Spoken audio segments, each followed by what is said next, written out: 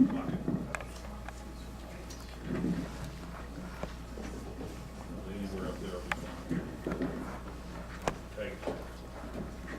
don't think that'll work. Can you hear me? Yes, sir. Okay.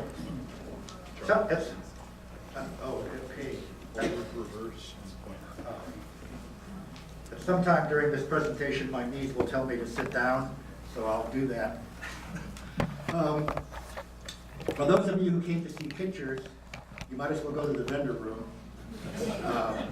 One of the complaints we had in the survey we did last year was that they didn't like word slides. They wanted pictures. Well, I don't have very many pictures of Silver City in 1870.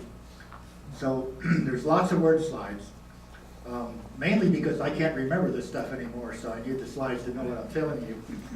But so anybody who needs coffee to stay awake for the next 45 minutes, I suggest you get it now. Let's start. First of all, this is not going to end in 1870. Those of you who know me know that I can't ever stop. So it's going to end in 1873. Let me see if I can find the right button here. Okay. Lots of people have helped me put this together, and in fact, I left one off, and that's Matt Stanley, who passed away about 5 years ago. The sad thing about this slide is that 3 of those 6 people are no longer with us. Matt makes 4 that are no longer with us. Some of you guys have got to get in the research area, otherwise this will all stop. There's big holes in what we have in terms of facts about this era. So I'm going to do my best to point out where what I'm saying is what I think happened or what I'm assuming happened. So if any of you disagree with me, please keep your criticisms until afterwards. They sound better when I've had a beer.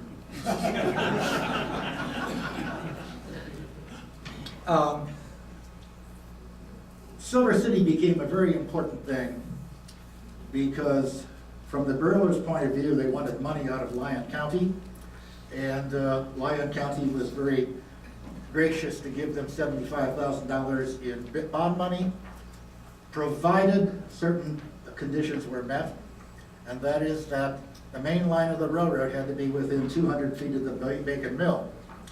Well, when James laid out the survey, he discovered the Bacon Mill was 300 feet below the railroad, and that simply wasn't going to be possible.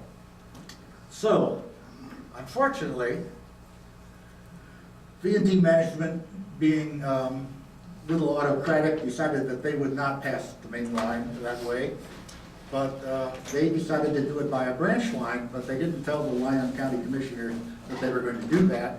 Consequently, there was a bit of disagreement about the money. But in March 14th of 1870, they did take them down on a special excursion to Silver City. They plied them with food and drink, probably lots of drink, and the supervisors reportedly left happy. I don't know whether they were happy because they were drunk or happy because they had railroad service, but that is what they did. Succeeding boards of commissioners didn't like that, and they finally had to go to court to settle the issue of the $75,000, but that's another story. The second thing that was really important is that Fair, Flood, Mackey, etc., got control of the Hale and Norcross mine about the time they struck it rich. And they also went out and they bought, I'm sorry, I'm getting ahead of myself. You can see the folks who were the officers of the Hale and Norcross. These guys eventually created the Pacific Mill and Mining Company, which was the antagonistic rival of the Union Mill and Mining Company for the rest of the Comstock era. But that was a very constructive, contentious life because they did a lot to outdo each other. The Pacific Mill and Mining Company folks followed the example of Mills and Company. They wanted to become vertically integrated, and so they bought their own milling capacity, and it was all in Silver City. They bought the Trench Mill, the Bacon Mill, the Kelsey Mill, and they got about 200 tons per day of milling capacity. And surprise of all surprises, for the next 2 years, the Hale and Norcross mine produced mill at 200 tons, millable ore at 200 tons per day. So they simply were not going to pay anybody else to mill their ore. There were many other small mills in Silver City. Some were captive to mines there, but others actually were getting ore by coming down the canyon in wagons. Here's the entrance to Silver City way back when. Now, back up here, of course, there's a big hole now. 40 years ago, there was a cliff wall with adits going in. I think that this is the tipple for the Doublespeak mine, which was the mine back up here. Right around the corner here is the Doublespeak Mill. You're standing now on the hillside, which no longer exists. Devil's Gate is down here. You can see the Devil's Gate Mill, the Pioneer Mill, and then the rest of Silver City. This was, of course, taken long before the railroad was there. But it gives you an idea that it was a thriving town even before the railroad. Here again, Devil's Gate Mill and the Pioneer Mill, and you can see the ore wagon coming in. I think I counted 5 pairs of mules and the primary wagon, and then what they call the back action, the second trailer. 80 tons per day to these mills. I don't know how many tons one of those wagons would take, but I think there was a lot of horse manure on this road. Oh, went too fast. I think, here we go. This mill was the Hope Mill. It was built as the twin mill, but it changed the hands very quickly. This connected it to the mine, which was up the hill. This is just an example of one of the many mills, all wood-fired mills, steam-powered, sitting through Central City. So it was a big consumer of wood and a very thriving business. This is what the Bacon and Trench area looked like before the railroad was built. By the time the Pacific Mill and Mining people bought these mills, they were a lot larger.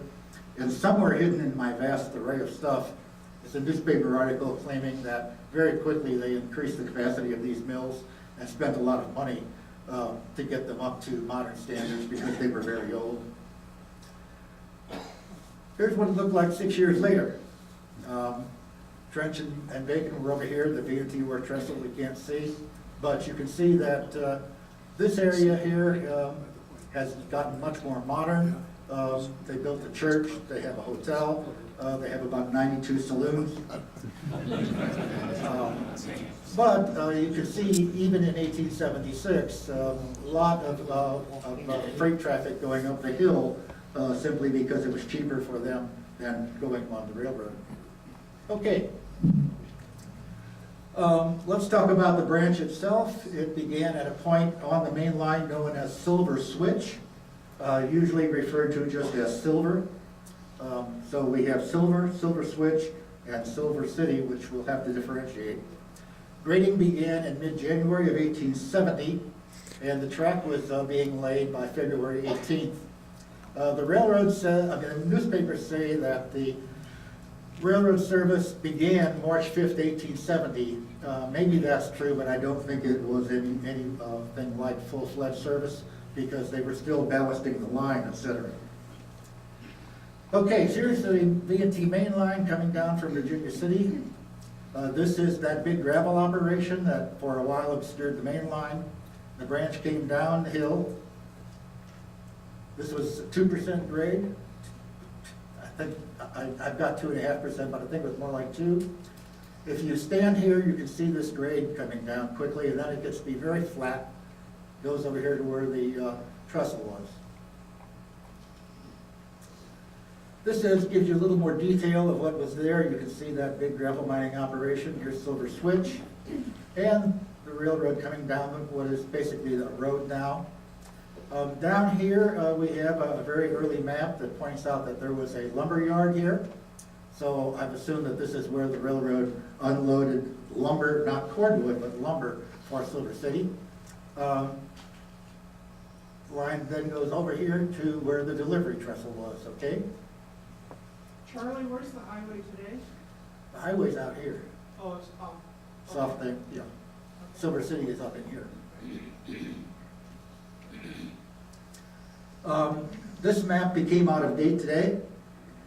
Don Ball just showed me a list of spurs, the missing third that I didn't have and Steven didn't have. And there was indeed a passing siding here, not just the main line, but a passing siding. A level spur that went out to a turntable. I do not know what remains of this now. 10 years ago, before they rebuilt, you could walk this spur. You could find the turntable pit. This edge of it was cut into the hillside. There was a depression on this side that looked like the track might have extended out. It's about the same length as the turntable was wide.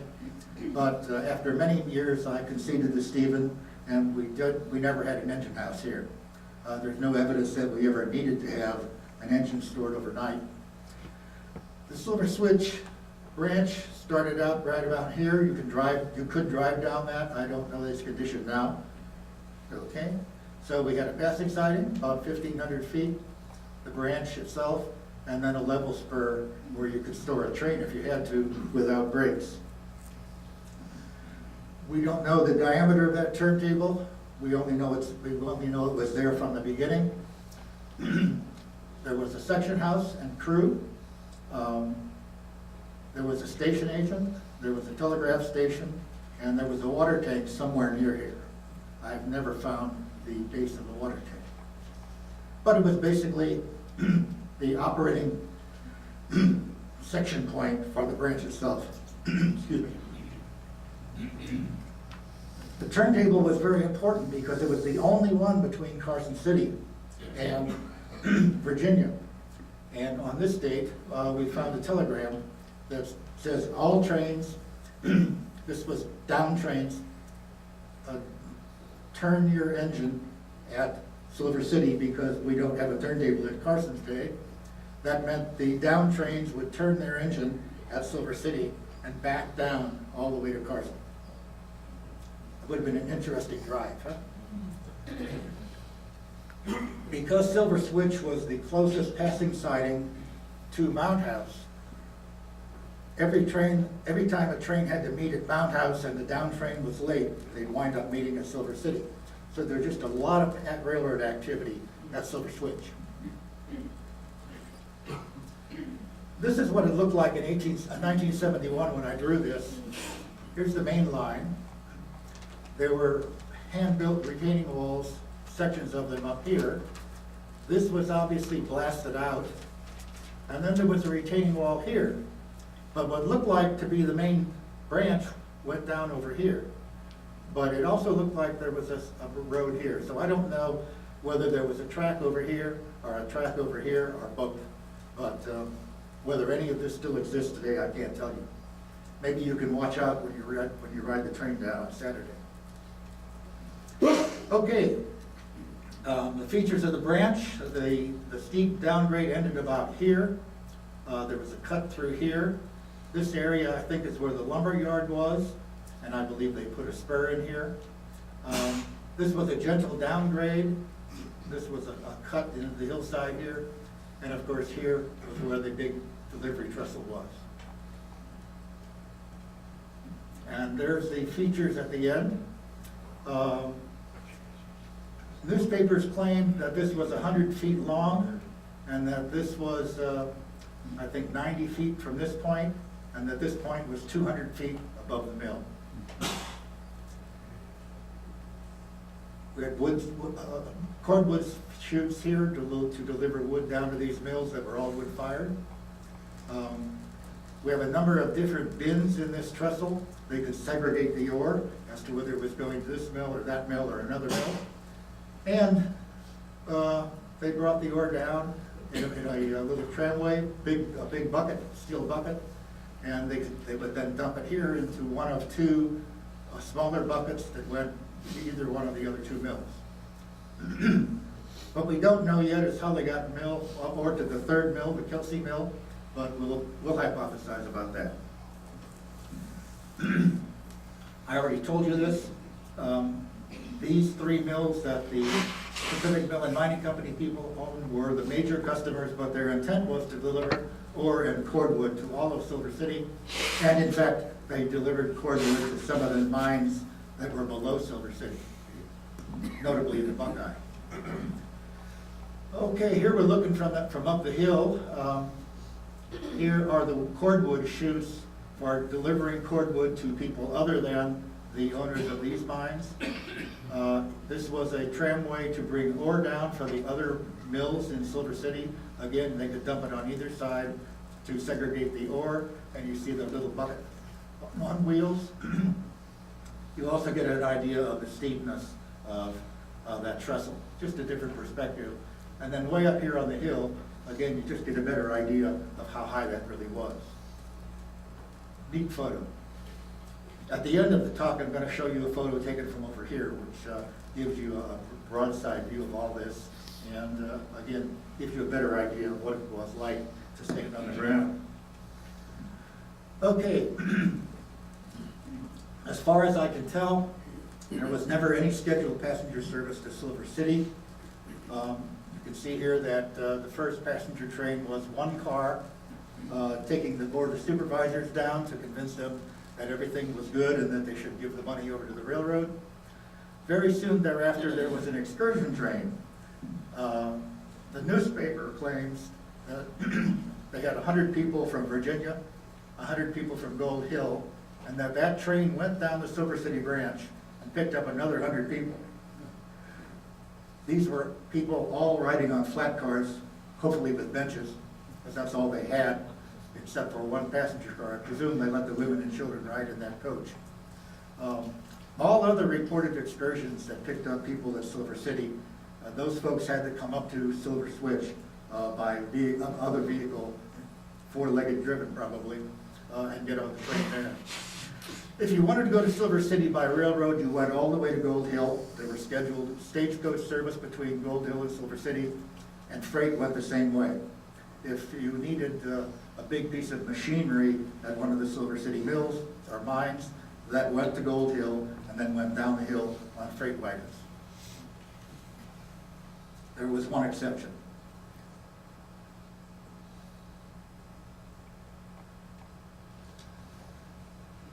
Here's what we're going to look at today and try to answer some of these questions. Really nothing strange here. We have a single track line with heavy operations. How did they run that to avoid problems? Sometimes they didn't avoid problems. But you remember, you're delivering ore, you're delivering wood, you're trying to get those empty cars back out, all on a single track line, all against a 2 or 2.5% grade, with tiny little locomotives. I gave you this last year. Remember that on April 19th, 1870, the Virginia and the Carson collided in the Vivian Cut. One person died, and the coroner's jury said that the problem was the V&T was not using written train orders. The dispatcher was verbally telling the engineers and conductors what to do, and consequently they couldn't figure out who was at fault, because there was nothing written down telling either of the conductors of these locomotives what to do. Consequently, in June 24th, 1870, they started operating their trains by having the dispatcher telegraph orders to each train, and operations eventually evolved a month later, 6 weeks later, to a timetable. What we're first going to talk about is we're going to look at train records during 1870, going downhill, to see how they might have evolved their operating procedures. Believe it or not, we have written copies. I've transcribed the information. Let me tell you that these train records start with the time the train left Gold Hill. You can tell, they can tell you whether it's an extra or not. The name of the locomotive, they also give you the crew, how many ore cars were going to each mill. I've just got the ones going to Silver City, where that train was going to end up and what time it got there. So you can really create an entire picture of the downhill operations for each day. This starts 4 days after the wreck. Note that every train going to Silver City was carried by either the Armsby or the Story. That's because after that wreck, they operated the entire railroad with the Lion, the Armsby, and the Story. No other locomotives.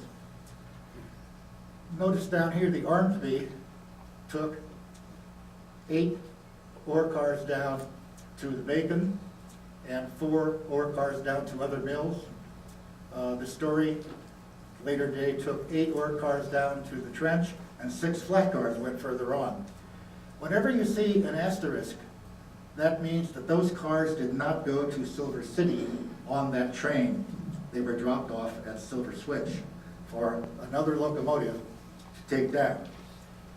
Note that down here, each evening, the Lion ran light from Gold Hill to Silver City, switched the spur, and went back to Gold Hill. It was one of 3 locomotives they had to run. On days when there were no ore deliveries to Silver City, there was nothing on here. They just called it the night train. They did not have any other information other than the destination was Silver City.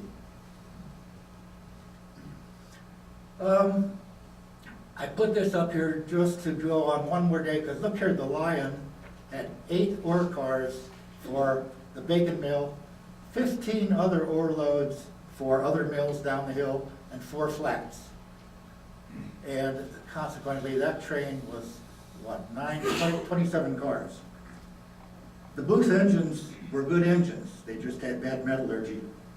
And I think that the onus that they carried about being poor steamers, et cetera, was not true. They, for several months, they just ran this railroad all by themselves. I've listed here the amount of time that the train spent at Silver City. This one spent 30 minutes. Consequently, it could run down to Silver City and deliver the cars and come back. The others, 5 minutes, no time at all listed.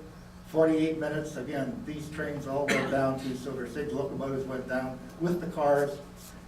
All of the other short times, those cars were left at Silver Switch rather than going down the hill.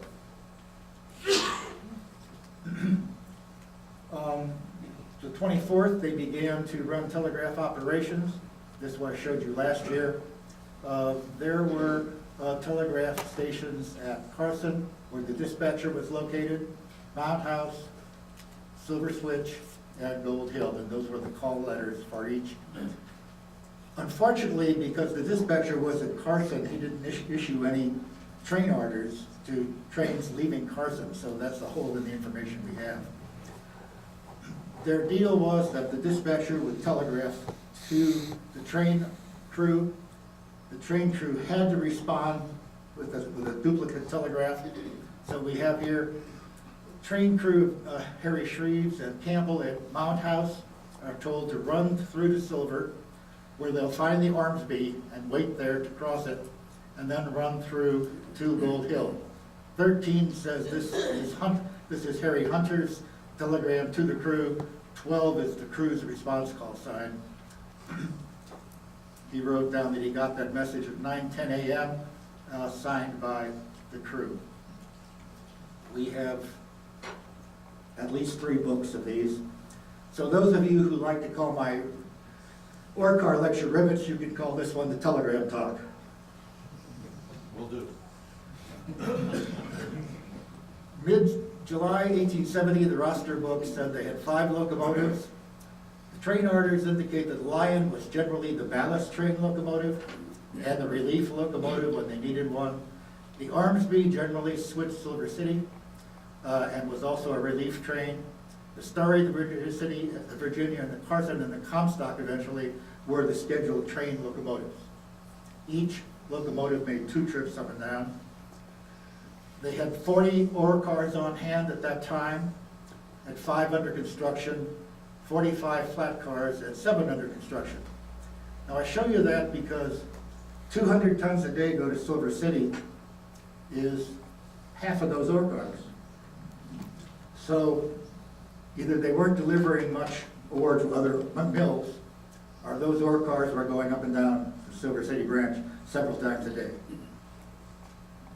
Charlie, were they hauling ore on flat cars as well? No, the flat cars were empty flats, wood flats going back down the hill. They sometimes hauled people on those cars, and the ballast cars were flat cars, but,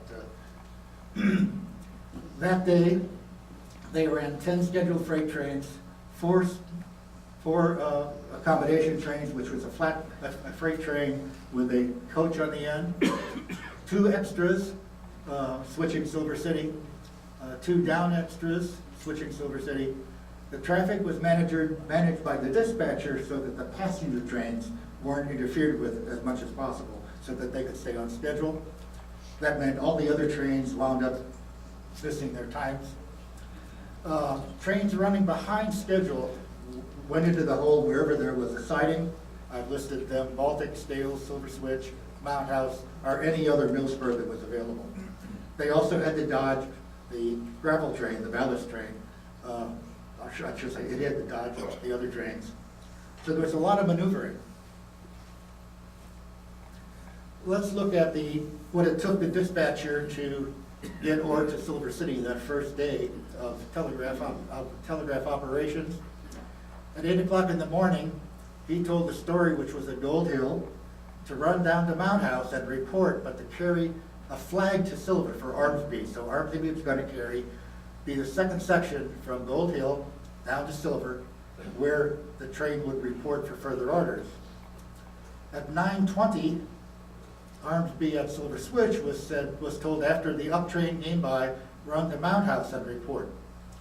Now from Gold Hill to Silver Switch was about 45 minutes. So that train got to Silver Switch only 5 minutes or so before this time. So most likely this train did not switch down to Silver City. At 10:02, Armsby was told to run through to Brunswick and to cross Carson and go through, and that probably was because it was needed to haul flat cars back up, wood loads back up from Carson. At noontime, the Armsby was coming back up the hill, and it was at Mount House, and it was told to run to Silver and report. Notice all these trains stop at Silver Switch. The Virginia was at Silver Switch, and after Armsby arrived, it was told to run down to Mount House, where it was going to pass Story. So Virginia was running downhill, Story was coming uphill. They were the opposing trains. Everybody met at Mount House, except when they didn't.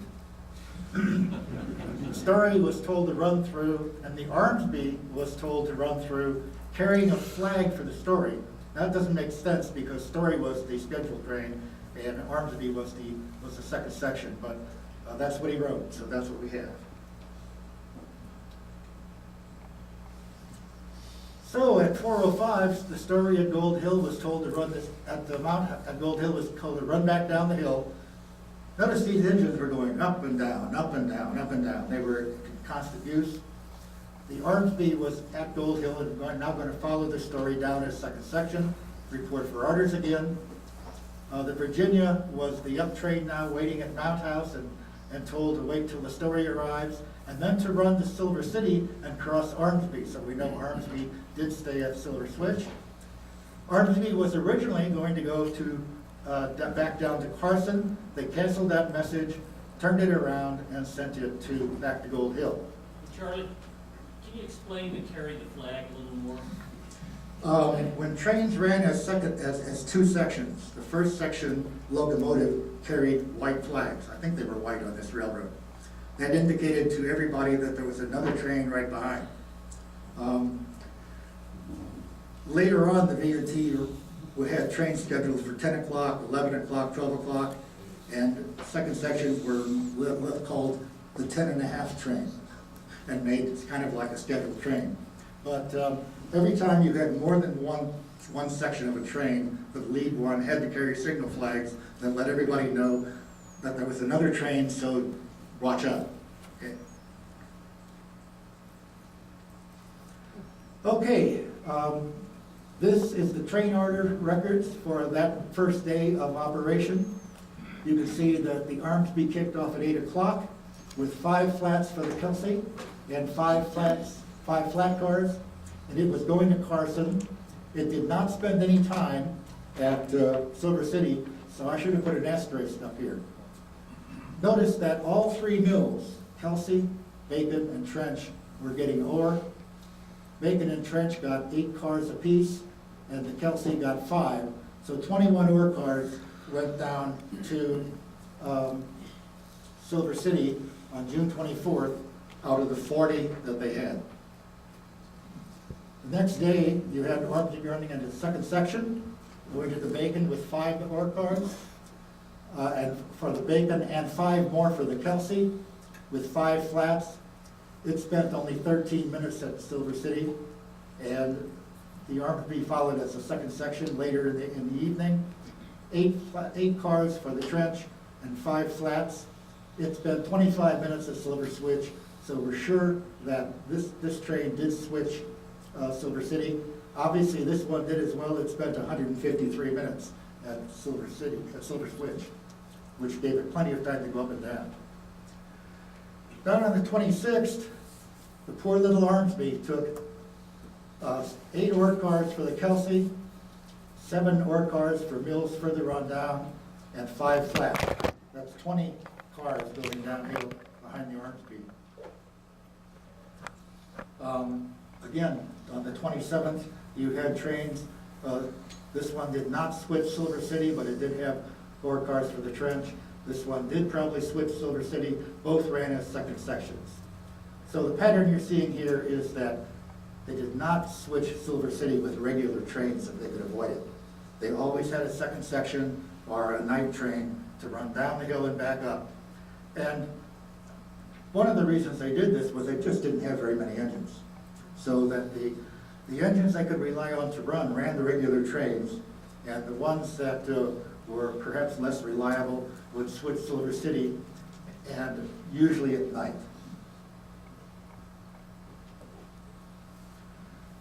The next day, I had to look at this and try to figure out why I'm telling you this.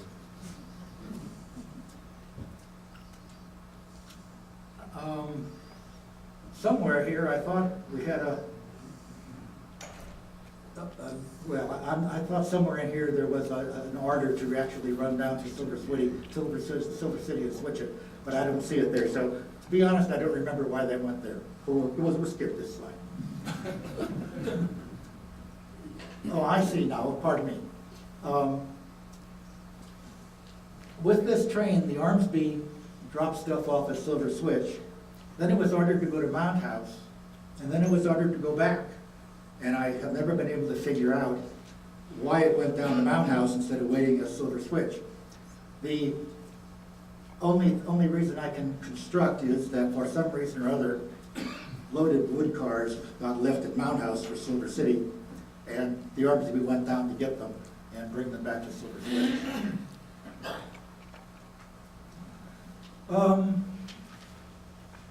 Let me take a look at this. Okay. On this day, the Armsby was in fact sent down to Carson at the end of the day, and that was done so that the Armsby would be at Carson and could bring back a morning second section of wood trains. So you can see the dispatcher was really adjusting to the demands of the traffic every day.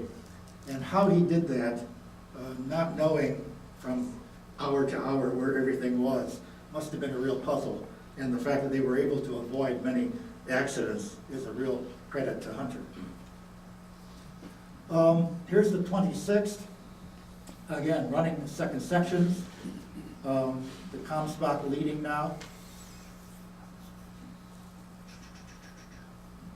Okay, yeah, the Armsby ran in the morning as a second section of the 6 a.m. train, and it spent 1.5 hours at Silver Switch. So clearly, they needed to bring back the empty cars from Silver City that day. They were also constantly balancing the fact that they didn't have enough rolling stock to meet the traffic demands. Not only did they have an engine problem, but they had a ore car and a flat car problem. Okay, on the 26th,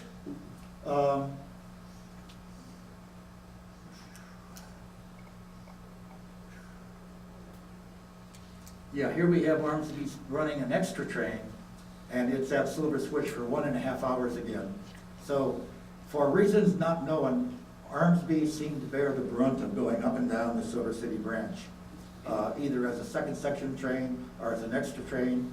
But the night train was usually run by the Story, which is interesting. We don't know why that is either.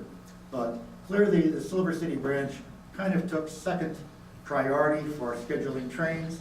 But because of the financial importance of serving those mills, they did everything they could to service it every day. I did not find any days so far where they didn't run at least one train down the branch.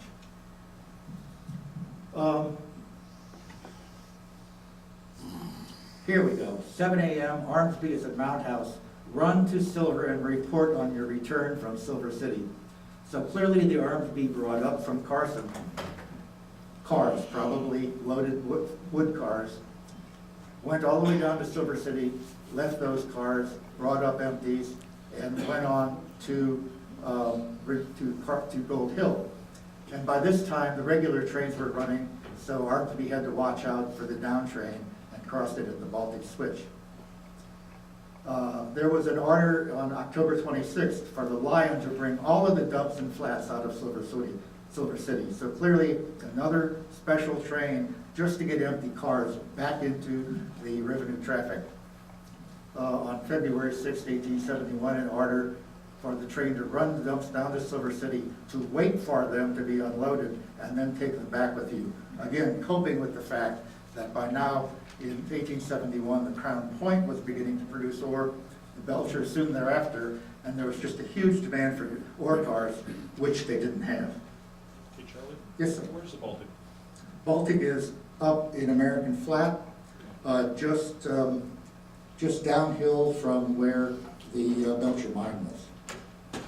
There was a Baltic mine that was out of operation by this time, but they had a wood yard at Baltic as well, and a passing track. Okay, the bacon and trench mills initially required 160 tons per day. When both mills were running, you needed 20 carloads a day. What I found out from looking at these train orders was that the Kelsey was also taking between 5 and 8 ore cars a day. And consequently, you had about 20 to 30 cars going down the Silver City branch every day. That's an 8 to 10 car train for each, at least once a day. With the Kelsey added in, it was 2 trains. During this time, as I said, the VOT was short of ore cars, so a daily train may be the most likely scenario for Silver City. This was before I found the 1870 train records. Clearly, there were 2 trains a day going down to Silver City. So here was the timetable number 1. And if you look across here, the times from between Mount House and Silver was 18 minutes. Clearly, that train was not going to switch at Silver. Let's blow it up here. This is going from Carson to Virginia. 18 minutes to get from Mount House to Silver, and then 22 minutes to get to Scales. So given this time difference here, there just wasn't time allowed for the scheduled up trains to switch Silver City. Look at trains going the other direction, you see the same thing. 45 minutes, 15 minutes to get from Silver to Mount House and all the way across. Same time problem. They were just on the schedule. They were not leaving time for any regular train to switch Silver City. So I guessed right. Okay, this is July 11th. Look at the size of these trains. Story is running a regular train that was taking 6 ore cars to the Kelsey Mill, 6 ore cars further down, 2 flat cars, so there's 14 cars here, 17 cars by the Story, both going to the Kelsey Mill. So there were 12 ore cars that day going to the Kelsey. which was the first indication that I had that the Kelsey was just as important as the Bacon and the trench. Look at the Virginia. 6 ore cars going to the Kelsey, 10 ore cars going to others, and 6 flat cars, so you had 22 cars in that train. Down here, the Comstock had 6 cars going to the Kelsey, 10 cars going to other places, and 1 flat car, so 17 cars. That spent, well, that 0 meant there was no entry. But clearly it didn't spend any time at Silver Switch. So you can see all these asterisks. Every time you see an asterisk, those cars were left at Silver Switch and went down the hill on a later excursion. This is my conclusion now. Based on what we've seen, scheduled up trains that had wood loads for Silver City left them at Silver Switch. Down trains with ore loads for Silver City usually leave them at Silver Switch, and locomotives on scheduled trains do not usually switch Silver City unless there is a shortage of locomotives. So that was their plan, and they adhered to that as much as they could. It would appear that traffic up and down the branch was by extras. Second sections are the so-called night trains running after the schedule was over.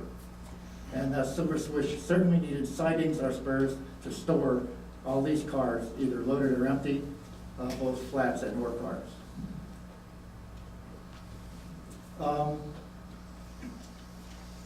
Empty ore cars and flat cars were brought back to Silver Switch. If the switching locomotive was bound for Gold Hill, it would take the empties back and leave the flats. If the switching locomotive was bound for Carson, it would leave the empty ore cars at Silver Switch and take the empty flat cars down to Carson, or to a woodyard.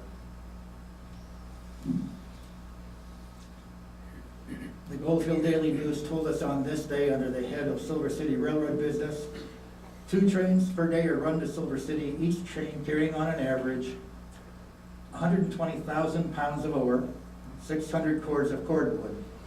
But that last month, which would have been November, 1,500 extra cords were sent there. In 1870, everybody was still remembering that before the railroad, you sometimes couldn't get wood in the wintertime because of the condition of the roads. So everybody had in their budget to buy lots of wood in November, so that in case the wood couldn't get there the rest of the year, they could still run. I think that's why you had that big number. But that's 60 tons a day. Each train carried 60 tons a day of ore and 600 cords of wood. In March of 1872, these capacities were recorded in the newspaper. You add again the Bacon, the Trench, and the Kelsey, you get 200 tons, and the Hale and Norcross for an entire 2 years was producing at that rate. The owners of the mine came under a lot of criticism because of the size of the dividend. Everybody felt that the mine was so rich, instead of giving out $7 a month, they should be giving out 8 or 9. Well, that was because they were holding down the production so that they could always do it in their own mills. That was never stated, but clearly that's what happened. Okay, here's that picture at the end. This is Silver City from the other side. Don Ball fortunately had a much better copy of this on his computer. You can see the Bacon and the Trench over here, the Kelsey, and then you can see the tramway coming down. There was a break here. This is the chute down to this mill. There was another chute over here down to this mill. And notice there seems to be something going down on this side. We do not know yet how ore got down to the Kelsey Mill. We'll talk about that a little bit later. Newspaper reported, a lot of bad news went on, but on September 7th, 1872, there was a huge fire which lit up the Comstock, And the good news was that this was not the Eureka Mill, but it was a couple of old cars loaded with wood standing on the Silver City switch of the Virginia and Truckee Railroad. Both cars were entirely consumed. Interesting thing, remember the American Flat Tunnel took fire in October of 1872.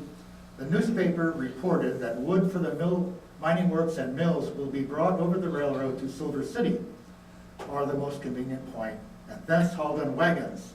The tunnel, however, will be ready again in about a week. Well, it was 2 months. And so, if this really happened, all of the wood for the Virginia City mines, and Gold Hill mines, and all of the products, the food and other merchandise, went over the railroad down to Silver City, was unloaded there, put on wagons, and taken up the hill, which is what they did before the railroad. So nobody thought this was really great, really a problem. But I'd never seen this before, and it is an interesting twist on the Silver City branch. Here are the cordwood chutes for the other mills and mines. Here's the ore for the other mills again, and here's the big V&T dump. Notice down here, looks like there's a dump at the end of that track, and then it looks like there's another track running this way. And I suspect that may be how the Kelsey Mill got its ore, that it came down the same hill, same tramway, got dumped into this dump, went down another little tramway, and got put in wagons and taken across the street. That would have been a lot easier than taking it down from here.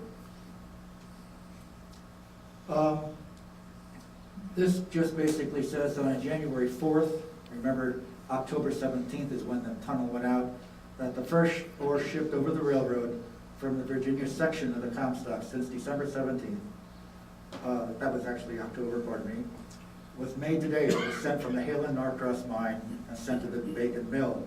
They were 8 carloads, 60 tons. So clearly, the Silver City mills had a very high priority for the railroad, even though the owners were the hated opposition of the owners of the railroad. Bad news, 1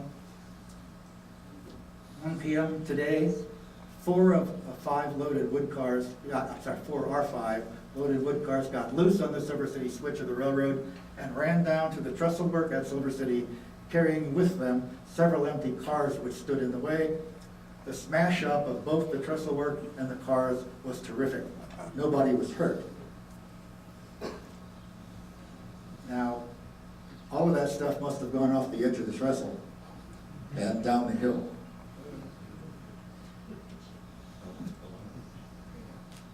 While the American Flat Tunnel was out, most of the V&T's locomotives were isolated up the hill, and they did borrow a locomotive from the Central Pacific. Here you can see that that locomotive actually got up to Silver City Switch and might even have switched Silver City. Do we know which engine? I think this one was the Gray Eagle. They had 2, they borrowed 2. One, they were both 440s as I remember, and one got into an accident and they replaced it. One of those 2 was the Gray Eagle, and I don't remember the name of the other. But they were sister locomotives. I think it was the Gray Eagle, which later became a fire engine at Reno, I believe. Okay. Backing up what I said before, machinery for the Dayton mine, which was located below Silver City, got a huge shipment of machinery that went all the way to Gold Hill and went back down to the Silver City Switch from from the point, which will go down to the mine on wagons. So clearly, the machinery that was bound for the Dayton mine didn't go down the road by wagons. It went back down to Silver City Switch, was unloaded, put on wagons, and then went down to the main top to Silver City. And I presume that that's because they had no way to unload machinery down at Silver City. Hey, Charlie, Yes, sir. according to the newspapers, is the bald eagle. Yes, you're right. You're right. We didn't hear that. The CP locomotive was the Bald Eagle. That's the Bald Eagle and the Gray Eagle were the 2 locomotives. I think the Bald was first. And there was again some controversy between the CP and the V&T over who was at fault with that damage. The CP furnished their own engineer, and he apparently didn't understand how to run on the V&T. Okay, the Kelsey Mill, by April of 1872, the Kelsey Mill had not been running for a year. That's because production at the Hale and Norcross was slackening off, and the Crown Point had not really built up yet. They notice here it will probably be supplied with ore from the Belcher. The Belcher discovery was adjacent to the Crown Point discovery because the two were together and they shared the ore load. Why they decided to have the Kelsey run for their competitors rather than for themselves is lost in time. Notice in April of '72, the Bacon Mill is running on ore from the Silver Hills mine in Gold Hill. Down the hill from Gold Hill. And clearly, the Hale and Norcross by this time is just slackening off in production, and the owners of those mills are looking for product to work their mills. Again, all coming down by railroad. Okay, we're in 1873 now. The trench mill is still running on Hale and Norcross and crushing 70 tons, which is 9 cars a day. The Bacon is doing Silver Hill ore, 65 tons a day. But the next day, the mill will start running on Crown Point ore, so that'll be at 8 tons per day. So they're taking that mill back in their own production. The Devil's Gate Mill, which is 30 tons per day at the head of Silver City,